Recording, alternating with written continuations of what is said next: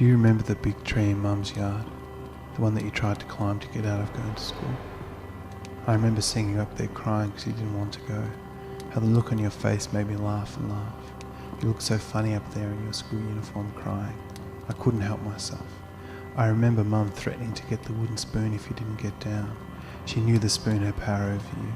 You hated that spoon. Then she said you were going to get the spoon whether you came down or not, and you began to howl. It was so funny. You knew you were going to get it. You were always such a naughty little boy, and I was the good one. So meek and well-mannered. How things have changed. What's happened to me? How's Mum doing? Has she forgiven me for leaving like I did? You know, I couldn't stay any longer. I just couldn't stay in that house any longer. Too many memories. I guess I haven't stopped running since. I don't think I could be any further away from that house. Funny though, everywhere I go I can never leave myself behind. My troubles always seem to follow me. Did I abandon you? Leave you to grow up on your own with Mum? I'm sorry that I did. I know she was hard to live with after that man left. I hope you don't resent me for leaving.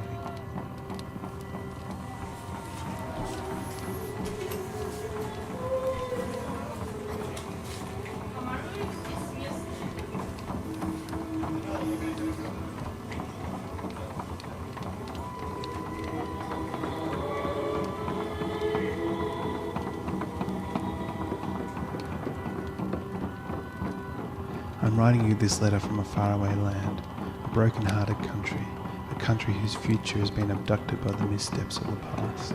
I can relate to this place. It speaks to me without the need for words.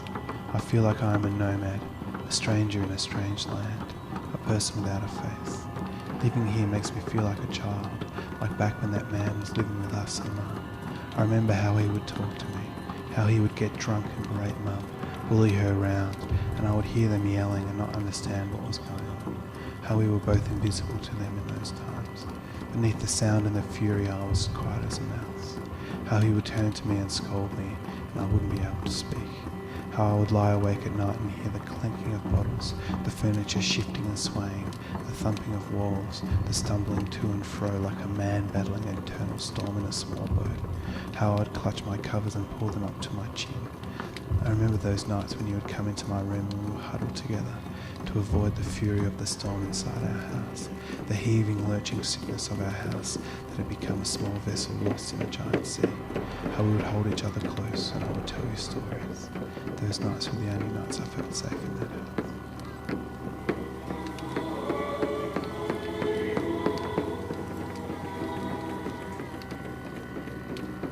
I woke up last night and I didn't know where I was. I heard myself calling out for more. It took me a few minutes for my eyes to adjust to the blackness of the room, and I was unable to situate myself in time and space. I felt the horror engulf me that I was back on that out-of-control rickety boat with that drunken madman at the helm. The heaving vessel plunging down the cliff face of an ever-rising wave, laying waste to all in its path. My future gone, ripped apart, torn asunder, its skin flayed and shredded, dragged under the barnacles of that house. My life determined by man's ability to commit the most horrific crimes. I feel myself slipping away sometimes, like if I don't scream out I might just finish, swallowed up, forgotten. I feel like my future has been devastated too, like the people of this land. I like it here. I can speak to the people, to the land, without the need for words. Words have little meaning where I am.